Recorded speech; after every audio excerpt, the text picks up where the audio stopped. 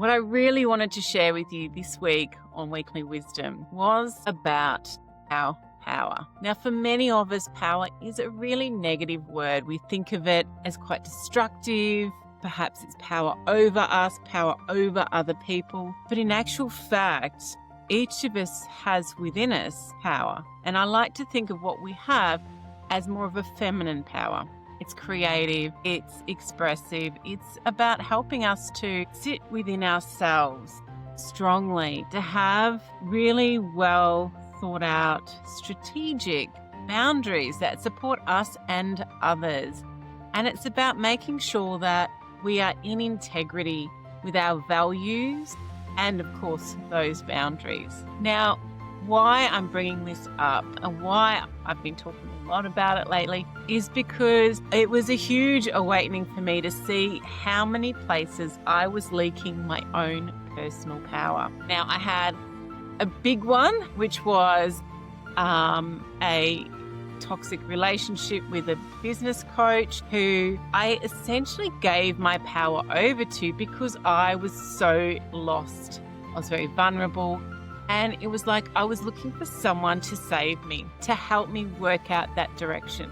What am I doing? Why am I here? You know, the questions that we all ask when we lose that sense of identity. And what I realized is that I was looking for the answers outside of myself, whereas what I really needed was someone who could help guide me to find the answers within and through connection to source. Now, that sounds great in theory, but it's amazing how many places we actually are leaking power.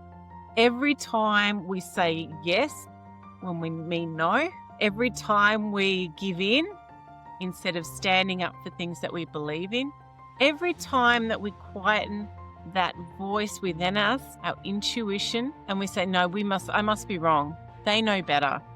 Or I'm just being silly or whatever. Every time we do that, we are giving away our power. And it's amazing how many places that happens on a daily basis. So what I'd like to invite you to do this week is just to notice where that's happening. When are you having a conversation where you can notice that you're giving into someone else, that you're not staying in integrity to yourself? And it could be big things or small things. But it's really important that we start noticing these things, because when we do, we can start to create a way forward where that's not happening. And I will talk more about that, I promise. In fact, that's a really big part of our Rising Feminine framework. And so maybe what you might like to do is come along to one of our webinars where you can actually uncover a lot more around this and also some really positive strategies to help you shift out of that state.